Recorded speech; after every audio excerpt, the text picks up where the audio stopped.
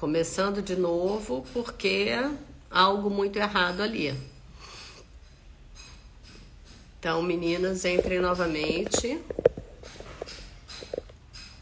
Tô aqui aguardando vocês. E já vou buscando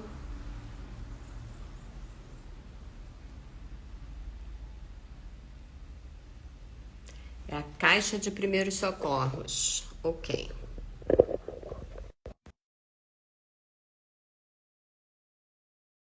Amém?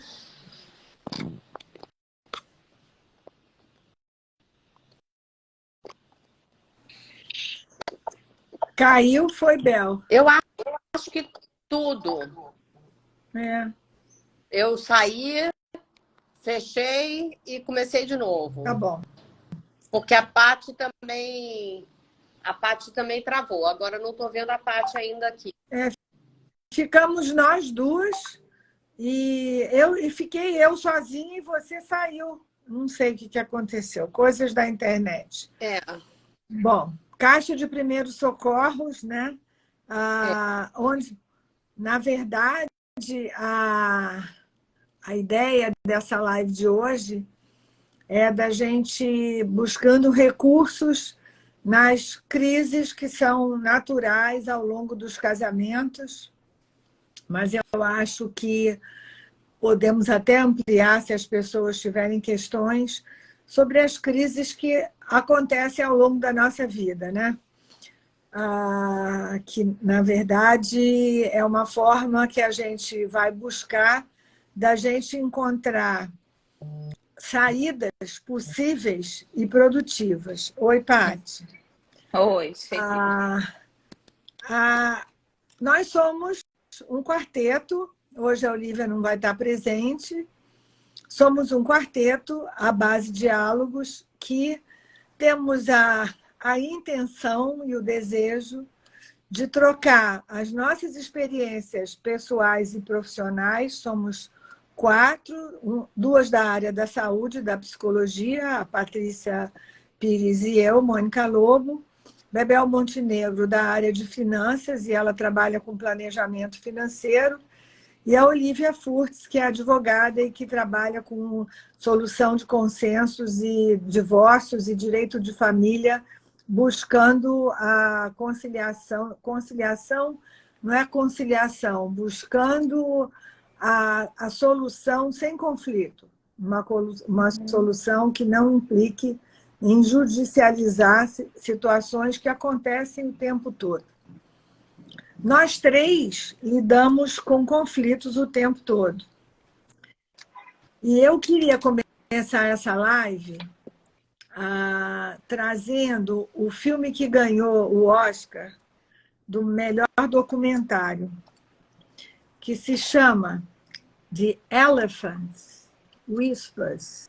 Como cuidar de um elefante, não é? Em português? Em português, eu não sei qual é a tradução, mas eu fiquei com o inglês, pedi até ajuda dos universitários, mas vocês podem me ajudar também. Para mim, tem Horse Whispers, né? Que é a figura do encantador, porque eu acho que essa palavra não quer dizer sussurrar também? Quer. Sim. Pois é. Então, tem o significado de sussurrar. Horse Whispers são encantadores de cavalo, são pessoas que falam baixinho no ouvido do cavalo para treiná-los. E o filme se chama The Elephant Whispers, Os Encantadores de Elefantes, se a gente for fazer essa tradução. E aquilo do sussurrar e o treinamento com o sussurrar me remeteu ao que a gente pretende aqui e o que eu gostaria de contaminar positivamente as pessoas que estão nos seguindo. Porque o treinamento, o encantamento para treinar animais, pressupõe uma mudança de comportamento, pressupõe uma mudança no funcionamento. O filme é lindo, eu recomendo fortemente. E eu acho que o que a gente tenta aqui, a gente está propondo, trazendo esse olhar do conflito e de como resolver esses impasses, nesse SOS, que a gente seja encantadores de soluções. Encantadores buscando caminhos que possam ser amenos, suaves, baixinhos, mas não é fácil, né? Eu sei que não é fácil. E aí, juntando com essa minha fala, eu peguei também um verso do Grande Sertão, do nosso querido, maravilhoso Guimarães Rosa. E esse trecho diz assim: a vida é assim, esquenta e esfria, aperta e afrouxa, sossega e depois desinquieta, o que ela quer da gente é coragem. Então, junto com o encantamento da nossa fala, a gente precisa de coragem para conseguir olhar para essas crises.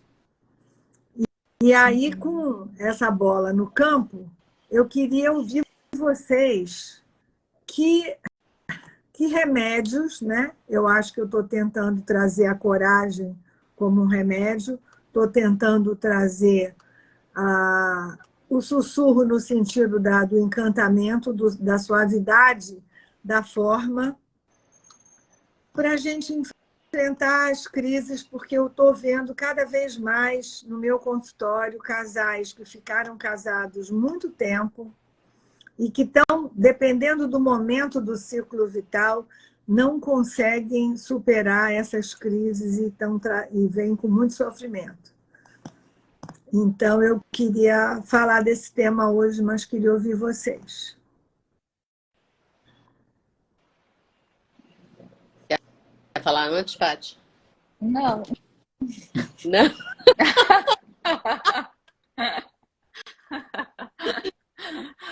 Não, eu Você acho me deu o poder da resposta.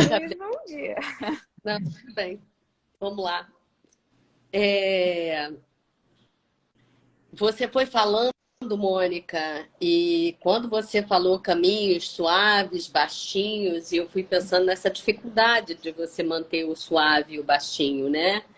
E quando a gente fala de coragem, normalmente a gente já pensa em atitude. E você tem toda a razão. Porque quando a gente quer mudar as coisas, e eu estava participei de um grupo de estudos onde a gente estava conversando exatamente sobre monoparentalidade, sobre muita questão da mulher. Quando a gente fala, quando a gente está dentro da relação e a gente fala de um lugar de ressentimento, a gente não consegue escuta do outro lado. Então, se a gente já quer romper, é uma coisa. Se a gente quer melhorar e resgatar, eu acho que a gente precisa trabalhar a nossa forma para poder ter algum efeito, ter alguma escuta do outro lado. Porque senão a gente só tapa os ouvidos do outro lado. E eu acho que isso serve para todas as relações e qualquer outro momento da vida, tá? E isso tem me chamado muita atenção ultimamente.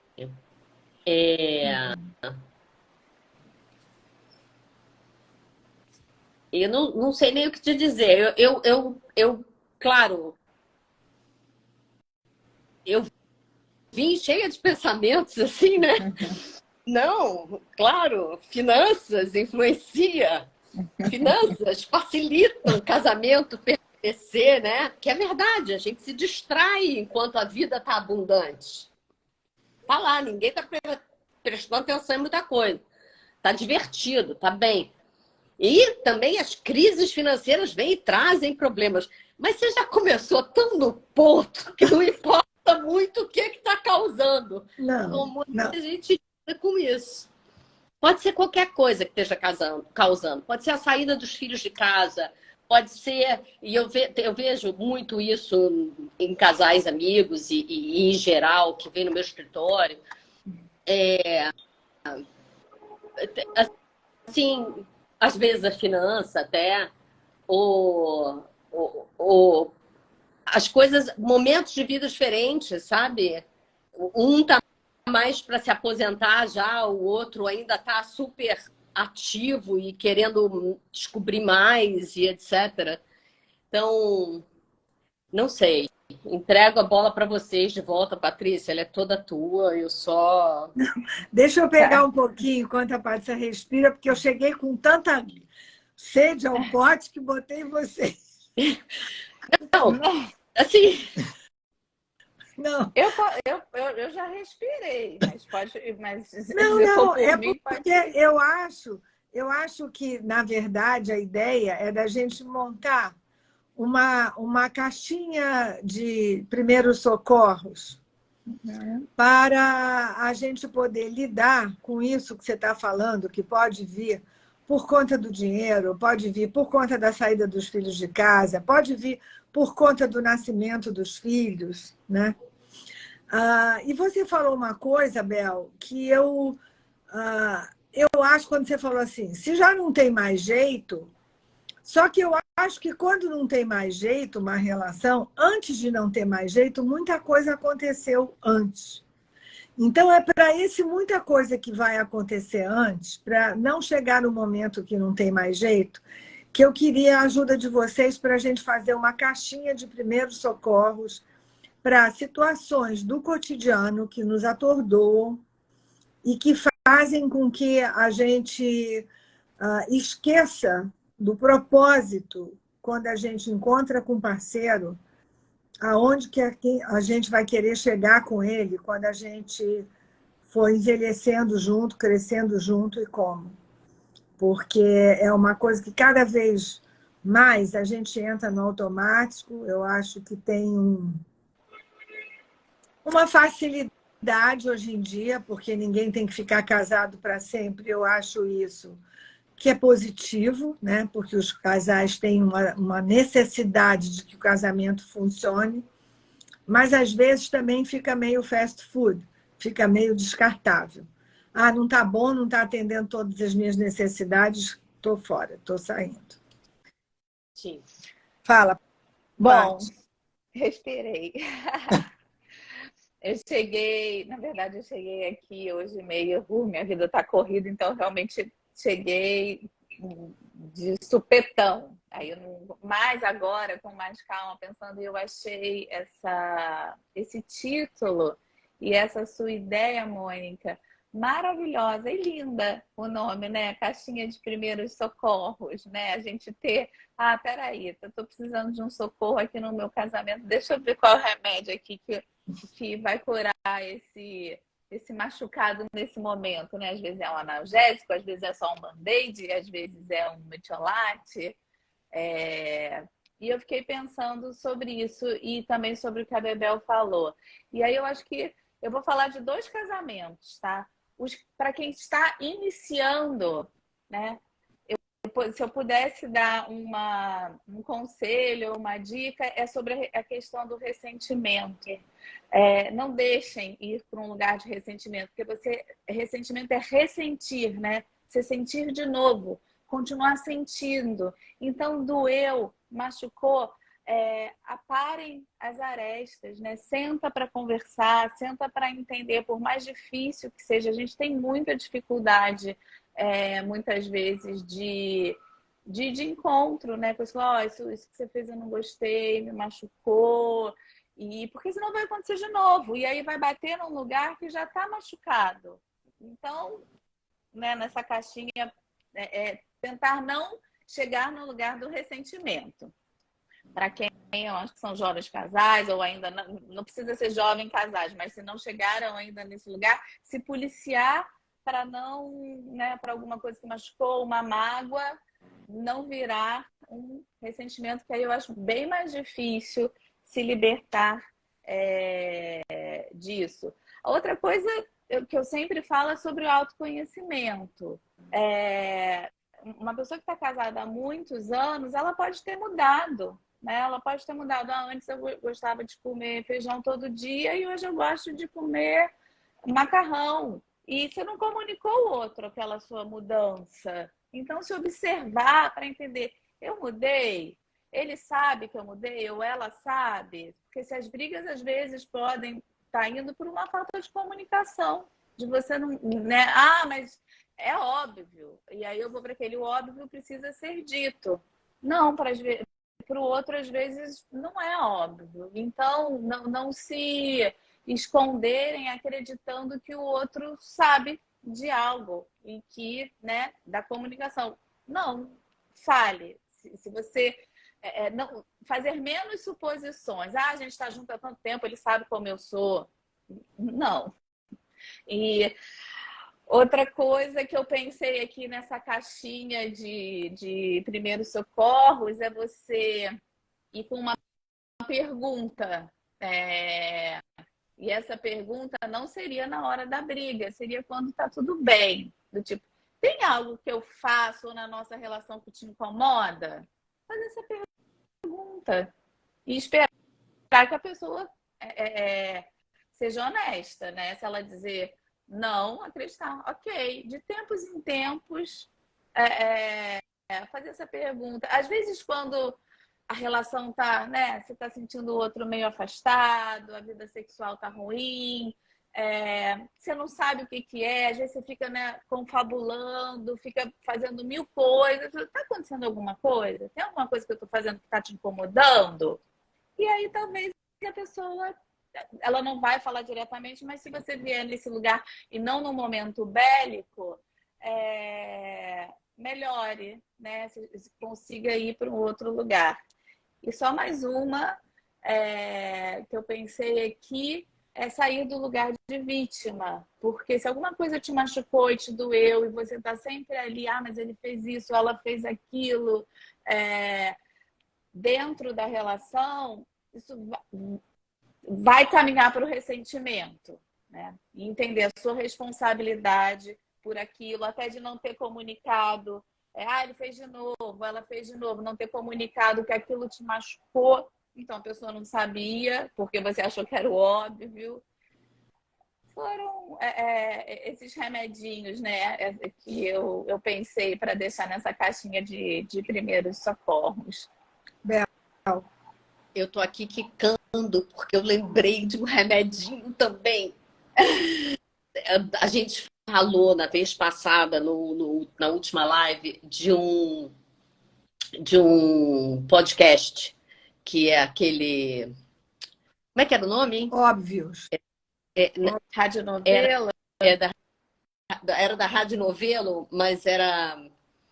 Bom, era redução de danos. Redução de danos. Uhum. Tá lá no link da nossa última live. Mas fazer uma crítica ao relacionamento na perspectiva do outro, não da sua perspectiva. Eu achei aquilo tão inteligente, gente, porque eles usaram isso para criar assim as regras do relacionamento deles. Eu achei aquilo tão legal. Olha pela perspectiva do outro. E eu achei aquilo muito construtivo. Olha, sabe? só, eu estava pensando na direção contrária do que você está falando, e acho importante essa troca. Eu acho muito difícil você olhar pela perspectiva do outro. Não estou dizendo que precisa de muita intimidade e aquilo que a gente fala em mediação, se colocar no lugar do outro. E eu acho que a gente não se coloca no lugar do outro. Mas eu acho que se a gente fala, e era isso que eu ia botar na caixinha de primeiros socorros, no que a gente chama de uma posição de eu sinto assim. Não é você fez assado, eu acho aquilo ou aquilo outro. Eu sinto assim. O fato de eu sentir assim não quer dizer necessariamente que você fez com essa intenção para eu me sentir assim. Mas eu preciso, e aí tem a ver com não acumular ressentimentos e tentar essa franqueza e esse espaço para poder, num clima mais ameno, de uma forma mais encantadora de elefantes, poder olhar e dizer, quando isso acontece, eu me sinto assim. Porque eu acho que, às vezes, Bel, a gente se colocar no lugar do outro, né, para poder imaginar, é muito difícil. Não estou dizendo que seja impossível, não, mas é muito difícil. E pressupõe, só para eu concluir, pressupõe uma maturidade de comunicação que só acontece na construção da relação e na intenção dos dois de chegarem àquilo. Então, eu tô também indo na direção da prevenção e no início do casamento, são ingredientes que podia se ir na caixinha de primeiros socorros de um casal que está começando o casamento. Mas, eu quero que você fale também, mas eu estou vendo gente botando perguntas. Tá. Então, o que as pessoas estão trazendo? Fala. Porque essa ideia da perspectiva do outro, de pensar na perspectiva do outro, não foi exatamente em se colocar no lugar do outro que eu estava pensando, tá? Mas muito mais você fazer um exercício de olhar pelo que você acha que é o olhar do outro, porque, na verdade, nunca vai ser o olhar do outro de fato. É você com você mesmo. Eu fiz um exercício uma vez, há muitos anos, e aqui, gente, ó, abstração, tá? Que era exatamente isso. Era olhar a situação com o olhar do outro, fazer as observações com o olhar do outro e depois voltar para o meu lugar e responder para o outro. Então, foi um exercício muito interessante, porque no final das contas, você se coloca no que você acha que no outro você tá falhando também, entendeu? De alguma maneira. Se eu estivesse no lugar dele, como será que eu estaria me sentindo se isso tivesse me acontecido, né? É evidente que você vai fazer isso com as suas lentes, mas não deixa de ser uma forma de você descentrar do seu ponto de vista e tentar olhar para o outro. Pode ser um bom ingrediente para você botar na caixa. Mas assim, como é que eu estaria me vendo do lugar do outro? É um pouco trazendo para você, para o teu olhar, o autoconhecimento, entendeu? Eu ia voltar para esse lugar que eu tinha falado no início, né, do autoconhecimento, porque isso que a gente está falando não é tão simples de fazer, né? Não é tão fácil. Mas se você entender que é um lugar que, né, a gente tem uma mente de crescimento, de evolução, que você pode a cada dia melhorar um pouquinho e entender que isso é uma habilidade que é necessária para manter relações saudáveis, de você se conhecer e entender que não dá para medir o outro pela sua régua, porque a maioria das vezes, em alguma situação difícil, você mede a atitude do outro pelo que você faria. E não é o que o outro faria. Então, eu tinha até escrito aqui, né, que eu acho que seria a mesma coisa, sobre a empatia, né? De você exatamente entrar dentro do lugar do outro. Mas não é fácil, né, gente? Mas eu acho que já tendo tomada de consciência de que é importante e necessário e que a gente está nessa vida e a gente está aqui para aprender sempre e crescer. E se a gente acreditar que eu já sei de tudo, a gente não vai mais para nenhum lugar. Que esse lugar é um lugar sempre de crescimento e continuar sempre evoluindo. E autoconhecimento, né, não é finito, né? Acabei, já me conheço o suficiente. Porque é isso, a gente está em eterna mudança, né? Ou pelo menos eu acho que a gente deveria estar. Em cima da sua fala, o que é uma lente também, né? Colocando lentes na caixinha de primeiros socorros, o casamento não é o mesmo a cada X tempo. O casamento sem filhos não é o mesmo do casamento com filhos pequenos, não é o mesmo casamento dos filhos adolescentes, não é o mesmo casamento pós-filhos saírem de casa. Então, é entender que a relação muda, não só as pessoas mudam, mas a relação muda. E a relação, às vezes eu dou como prescrição para os casais, quando eu estou fazendo atendimentos, vocês vão na chácara, vão comprar uma planta e vão escolher a planta e vão cuidar dessa planta. Vocês vão ser responsáveis por essa planta durante 2 meses. É quase que a concretização de que tem alguma coisa entre nós, homem e mulher, entre nós, casal. Tem alguma coisa que vai além do que eu sou e além do que ele é, com as nossas individualidades.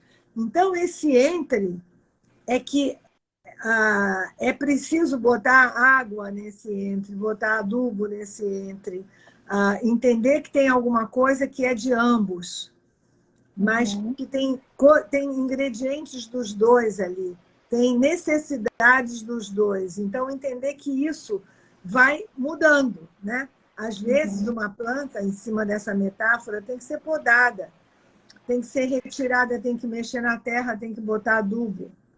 Então, o casamento que a gente idealiza no primeiro momento, que se une a alguém, não é o mesmo depois de 5 anos, muito menos depois de 30 ou 40. Mas eu queria ver se alguém botou coisa aí. Gente, eu estou preocupada porque às vezes eu fico achando que a gente fala muito e ouve pouco. Eu queria ouvir mais, mas fala, Paty. Eu vou falar aqui, porque a Joana botou vários detalhes super interessantes. Vamos enviar. Eu não vi ninguém perguntando, não. Eu estou aqui ligadinha, eu vi só as pessoas comentando. Vou colocar na caixinha também. Diante disso que você falou, né, que eu também falei da questão de que a gente muda ao longo do tempo, me veio um fato que aconteceu no meu consultório entre o casal e que eu estava falando com ele sobre valores. E aí algumas coisas mudaram, ou eles tinham objetivos e valores muito parecidos no início da relação, depois eles tiveram filhos, e aí começaram as brigas.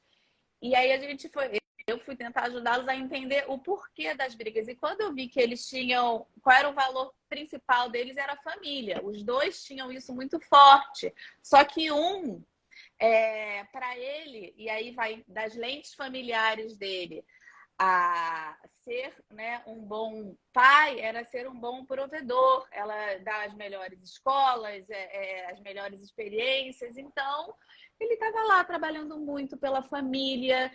E para ela, no caso, né, ser uma boa mãe, um bom pai, vem das lentes familiares dela, era a presença, era estar junto, enfim, no dia a dia, no ensino. Então, eles começaram a brigar porque ela reclamava, né, que ele não era presente. E ele falava, pô, mas eu faço tudo pela família. E ela não achava aquilo.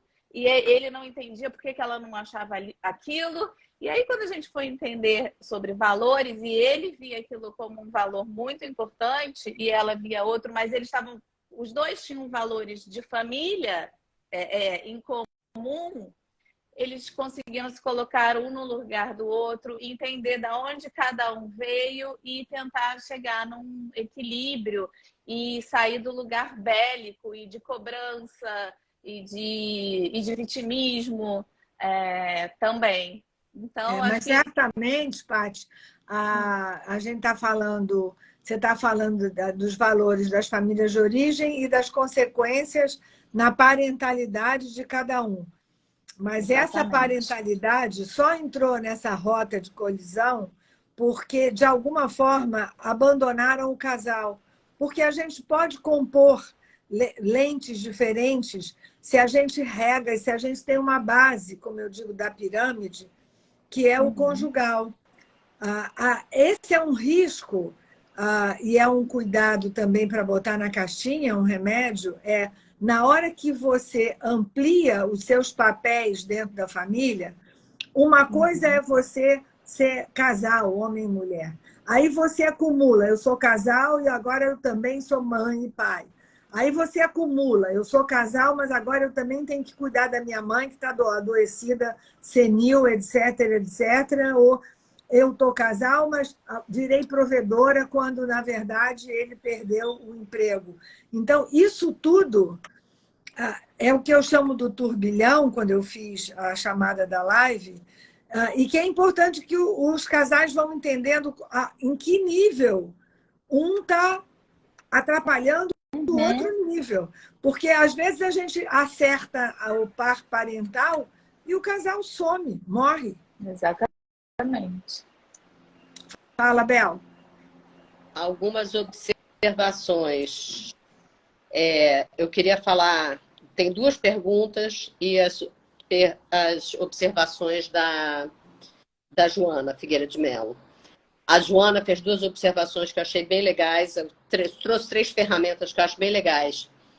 Uma é uma sequência, né? Observar, sentir, ver o que precisa e pedir, né? Que é a base da comunicação não violenta, né? Observa, sente, vê o que você precisa e pede. Os valores que narram e conectam a relação. Você tentar identificar os valores que narram e conectam essa relação.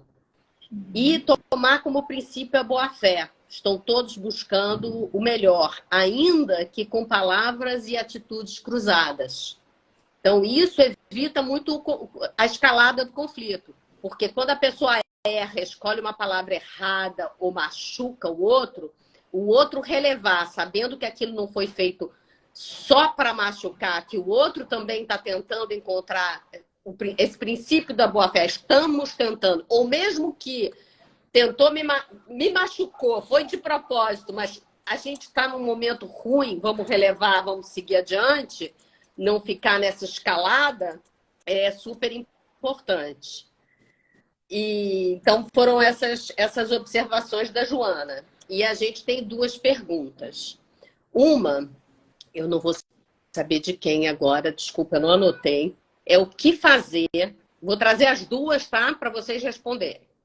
Porque eu acho que elas são complementares, inclusive. Depois me digam se não. Mas o que fazer se já está numa situação cristalizada, que cada um já está num canto e há simplesmente uma desconexão? E a outra pergunta é da Joana também. Quando casais decidem na terapia se separar, quais ferramentas necessárias para dissolver o conflito em meio a tanta dor? Se eu não me engano, foi isso. Em meio à dor.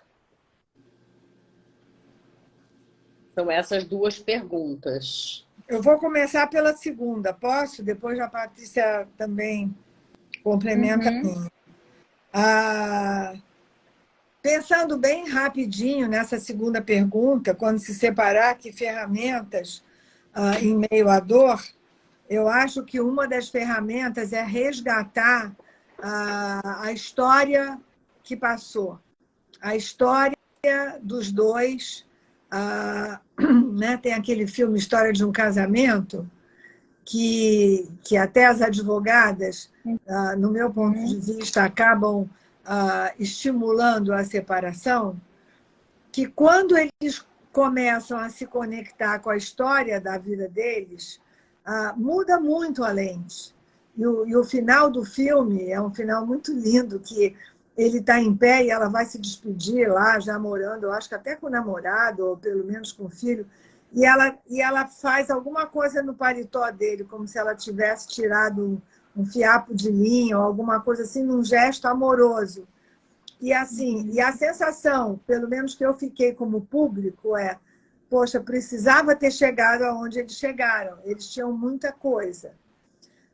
Então, fechando isso, mesmo que o casal já tenha chegado a essa decisão, pelos motivos que sejam, uma forma de amenizar a dor é validar o que viveram, ter gratidão pelos que passaram e não trazer uma coisa de arrependimento, porque não existe, né? Em qualquer relação, dependendo da nossa pinça e da nossa lupa, a gente busca interesses, motivos, valores que fizeram aquela relação valer a pena. Então, respondendo a pergunta da Joana, é olhar para a história que passou. Não sei se a Patrícia teria alguma outra sugestão, depois a gente pergunta para a outra, responde a outra.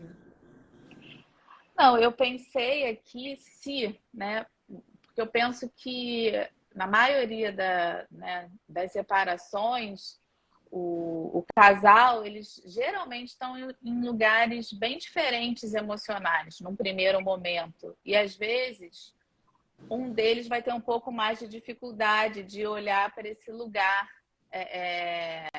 né, da relação, do que foi, da questão mais bonita. Então, quem conseguir ter a autoconsciência, né, de perceber, neste momento eu estou num lugar melhor que o outro, então eu tenho mais ferramentas emocionais para lidar com a dor, com o sofrimento, com o cataclisma que está acontecendo. Esta pessoa, aí seria algo unilateral, né?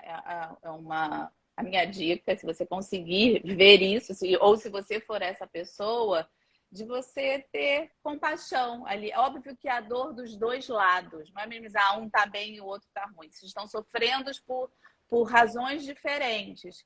Mas quem talvez esteja um pouquinho melhor ou menos pior nesse momento difícil, conseguir ter compaixão ali pela dor do outro e tentar não colocar mais gasolina na fogueira, né? Segurar um pouco para esperar esse momento que eu acho que é o momento mais, enfim, difícil, que é o início, passar. Seria a minha, né, o que eu pensei aqui para poder ajudar esse momento. Bebel, tem alguma dica ou quer que eu responda a segunda? Não, eu achei ótima de vocês, se vocês puderem responder a segunda. E depois, eu não me considero uma pessoa. Ontem eu estava também lendo uma coisa, você tem que tomar cuidado com quem vai dar as dicas para você, tá, gente? Se é uma pessoa que não tem o trabalho e a resolução daquilo, sei lá, eu fico pensando assim, vai buscar a dica numa... Não, vai buscar a dica em alguém competente. Eu não tenho essa competência. Eu dou pitaco. Tem de vida, tem de... Não, tem de amizade, não profissional. Não posso dar esse pitaco profissional. Tá bom. Você tem a consciência disso e já é maravilhoso, porque tem gente que nem tem, né, Bebel? É verdade, verdade. Eu tenho consciência de que tem algumas situações que eu não posso dar, enfim, dica nem conselho nenhum, porque não cabe a mim. Eu já acho que, né, aquela frase, tendo bom senso já é muita coisa. A outra pergunta é o que fazer quando a crise já está cristalizada e o casal já está desconectado, né? Uma frase que eu falo muito é que para casar precisam dois, para separar basta um. Essa é uma dor que, mesmo que aquele que não quer se separar não tenha essa noção que ele também tem um lado que talvez não esteja bom para ele, a intenção de separar é, na maioria das vezes, na minha experiência, de um só. E eles precisam viver um processo para poder chegar a essa conclusão, né? Um processo juntos para entender que aquele que está se sentindo abandonado, desconectado, realmente precisa também entender qual foi a sua responsabilidade. Difícil responder essa pergunta, porque vai depender do nível, né? Tem terras que estão tão empedradas que você pode jogar água e a terra não absorve. Então, assim, o papel do terapeuta de casal as possibilidades de intervenção, eu sempre digo que casar-se é um verbo reflexivo. Na religião católica, o padre dá extrema-unção, batiza, mas os noivos se casam. Vocês vão lembrar do casamento, quem casou na igreja, o padre manda, eu, fulana, te recebo, cicrano. Então, assim, o processo do casamento, nenhum terapeuta casa nem separa ninguém. Talvez o que eu penso para essa pergunta, queria ouvir a Paty, é que é ter coragem de olhar para essa cristalização e esse distanciamento. E chamar o outro também para olhar essa cristalização e esse distanciamento. Se os dois chegarem à conclusão de que vale a pena jogar água na terra, porque tem fé que aquela terra vai amolecer e vai brotar novamente, é válido. Se um não se disponibilizar, eu acho que tem que olhar com coragem e terminar essa relação enquanto ainda um não está machucado por esse distanciamento e essa cristalização. Bom, então eu vou acrescentar aqui, primeiro, olhar para essa relação que está cristalizada, desconectada e ter a tomada de consciência, se for possível, nem que seja unilateralmente, se não conseguir ser bilateral. Arremendo, né, para essa minha relação, quando a gente rasga uma roupa que a gente gosta muito, rasgou, e às vezes você quer remendar, fica horroroso. E às vezes não dá. E a gente precisa aceitar isso e doar aquela roupa, dá para, né, jogar fora, enfim, não dá, rasgou. Então, remendo para isso, deixa eu olhar aqui o estrago que foi feito. Então, primeiro, tentar. Se você não conseguir ver se dá remendo, ir na costureira, né? Ir num profissional especializado, e não isso que a gente está falando, dica, conselho, né? De quem às vezes vai te dar, na melhor das boas vontades, algum tipo de conselho, mas através da própria lente, da própria experiência de vida. Então, boto lá na caixinha de primeiros socorros. Entender para ver se há algum tipo de remendo, se os dois conseguirem chegar nesse lugar juntos, melhor. Se não, que seja unilateral. E procurar uma ajuda especializada, porque aí eu lembrei, não sei se vocês já ouviram falar de uma metáfora da filosofia das três peneiras.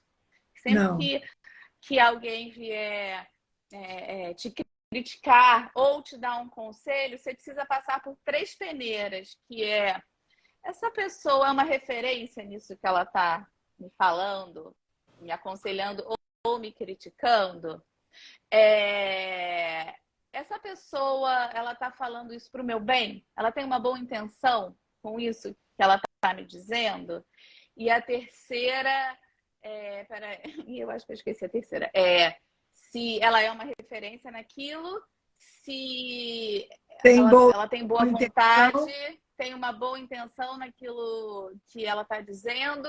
E a outra peneira era algo como... É importante para mim a opinião dela. Eu não tenho certeza dessa terceira, tá, gente? Mas sempre que a gente, né, for buscar alguma coisa, tentar passar por uma peneira, senão a gente sai ouvindo tudo de todo mundo. E como a Bebel falou, eu não tenho, né, competência para dar um conselho ou uma dica neste assunto. E é muito complicado. Às vezes, nesse momento de vida, a gente sai querendo agarrar, né, qualquer borda da piscina para não se afogar e acaba indo para se agarrando, né, numa borda que está, enfim, que não é a melhor ali. A outra coisa que ouvindo você, e eu fiquei pensando, a pessoa quando traz a pergunta, quando o casamento já está desgastado e a relação já está cristalizada nessa desconexão, né? Eu estou falando de mim, né? O casamento, no ponto de vista da pessoa que está trazendo a pergunta. O que eu entendo como desconectado pode estar desconectado para mim e não estar desconectado para o meu parceiro.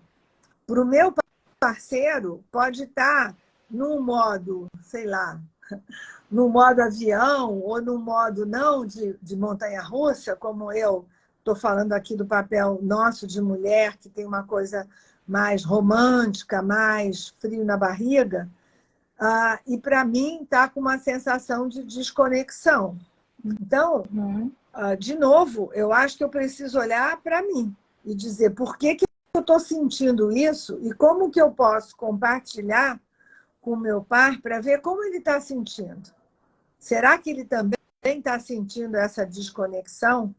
Porque muitas vezes essa desconexão vai se dando pela falta de diálogo, pelo ressentimento acumulado, por exatamente ter uma visão egocêntrica da situação e se colocando no lugar de vítima. Então, tem muita pazinha que tem que cavucar um pouco. Se a gente conseguir, na caixa de ferramenta, botar um remedinho de autoimplicação, de tomar consciência do seu lugar, de ver qual é a sua parcela nessa história, pode ser um remédio para essas situações mais áridas do casal achar que está perdido. Já tive muitos casais aqui no consultório que vieram com essa queixa e descobriram que não estavam desconectados. Sim. Só tinha uma questão de comunicação muito difícil. Ir para esse lugar, né, de aprender a se comunicar afetivamente, né, do lugar das emoções. Mas, enquanto você estava falando, eu estava ouvindo, chupando cana e mascando chiclete, assoviando ao mesmo tempo, eu corri rapidinho na internet para falar que é de Sócrates, as três peneiras, e era isso mesmo. Também foi. Também, Bebel, somos duas. A gente corre atrás da informação. Gente, vocês são muito multitarefa, gente. Eu morro de inveja. E depois eu tenho. O que eu faço é escrever no meu caderno. Eu tenho mais observações aqui, tá? Tá. Mas é isso, bom da cidade, bondade, né? Aquilo que a pessoa está dizendo é bondoso, se ela tem bondade na atitude dela, veracidade, que é junto com se aquela pessoa é uma referência, e utilidade. Se ela está me dizendo vai ser útil para mim, então, né, pensem sempre nessas três peneiras de Sócrates. Fala, Bel. Eu trouxe aqui que a Fernanda Carvalho perguntou se a carta de missão seria uma ferramenta. E aí a gente explica para quem não conhece práticas colaborativas o que é uma carta de missão. E a Joana falou, que eu adorei ouvir, que a gente amplia mais a lente do que dá dica. Então, ela tem toda a razão. Também a nossa função não é dar dica, é ampliar a lente. Obrigada, porque isso é uma correção no nosso próprio discurso. Né? Eu acho que a gente vai fazer essa correção. Obrigada, Joana. O Bel, você fala da carta de missão. Tá. Explica o que é. Tá. A carta de missão, quer dizer, práticas colaborativas, primeiro, né? Práticas colaborativas é uma forma de resolução de conflito usada muito no divórcio, pode ser usada no civil e comercial também, civil empresarial, mas usada no direito das famílias, onde tem dois advogados, é uma forma não judicial e multidisciplinar. Então, tem advogado, financeiros e profissionais de saúde juntos, tentando ajudar as pessoas a passarem por aquele conflito familiar, facilitando a passagem por aquele conflito familiar. E uma das ferramentas que a gente usa é uma carta de missão. É escrever como você quer estar ao final daquele conflito, depois que você solucionar aquele conflito. Como que você quer que seus filhos, por exemplo, contem a sua história? Como que você quer estar quando tudo terminar? Aonde você quer estar? Aonde você quer que a outra pessoa esteja também? Como você quer se sentir? Então, são essas coisas que vão direcionar o seu comportamento, porque isso é o seu objetivo. Porque muitas vezes, na hora da raiva, na hora do sangue quente, a gente perde os nossos objetivos. Então, é muito bom ter para onde voltar. Não, peraí, qual é o meu objetivo? Meu objetivo é aquele. Ah, então eu não posso agir assim. Se eu agir assim, eu não estou indo em direção ao meu objetivo. Aí eu posso não agir assim, mas eu tenho que ter consciência que se eu continuar agindo assim, eu não estou indo em direção ao meu objetivo. Então, assim, a carta de missão ajuda a gente a ter em mente quais são os nossos objetivos.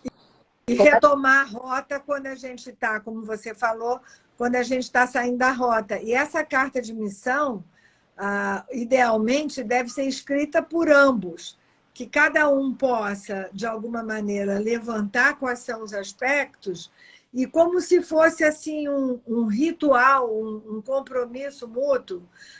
Nós desejamos que daqui a 10 anos a gente consiga ter um diálogo franco e sincero, que a gente continue nos respeitando ao longo desse tempo, que a gente não coloque nossos filhos no meio das nossas brigas, que a gente busque métodos de resolução pacíficos de conflito quando a gente tiver algum desentendimento, que a gente não busque alianças com a família de origem de um e de outro. Eu posso pensar uma dúzia de coisas aqui em cima do que se eu tivesse num processo desse, o que eu poria numa carta de missão. Não cobrar a lealdade de um filho em relação ao outro cônjuge. Tem uma porção de coisas. Então, a carta de missão tem essa intenção, né, de fazer a gente refletir como se fosse um roteiro,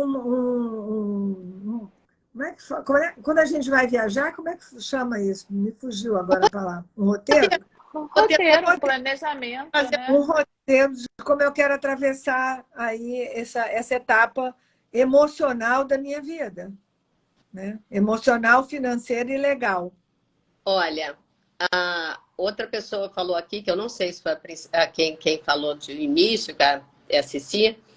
E nos casamentos longos, os jovens casais têm mais gás, mas queria achar um remédio para dissolver essa frieza, entre aspas, cristalização, e quando a outra pessoa tem dificuldade no diálogo afetivo.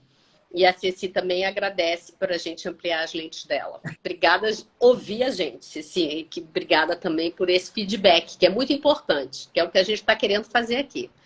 Saber que a gente faz bem é isso que a gente quer. Eu acho que os casamentos longos, o que eu traria é uma máxima que eu trago para mim, que eu não mudo o outro, eu mudo a mim. Né?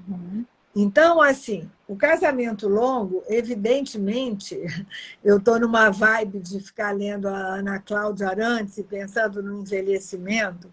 O casamento longo é um casamento que envelheceu. Né? E quando a gente envelhece, a gente... Está envelhecendo. Tá bom. Que está envelhecendo. Mas a gente envelhece desde que...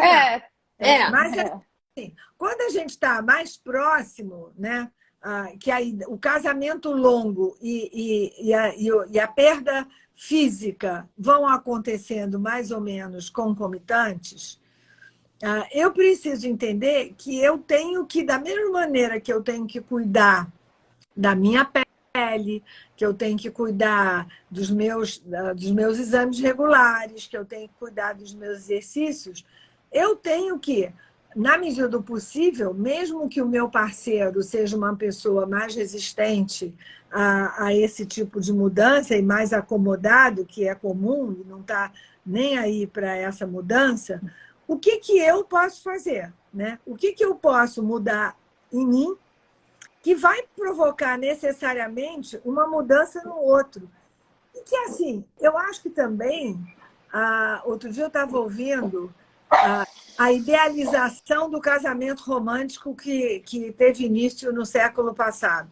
A gente tem uma ideia de casamento romântico que tem que ter frio na barriga, que tem que ter parceria, que tem que fazer tudo junto. Eu me lembro que no meu casamento, já vou concluir, no meu casamento, um ingrediente que foi maravilhoso foi quando a gente combinou que eu gostava de fazer programas ao ar livre e ele adorava shopping, que eu não gostava.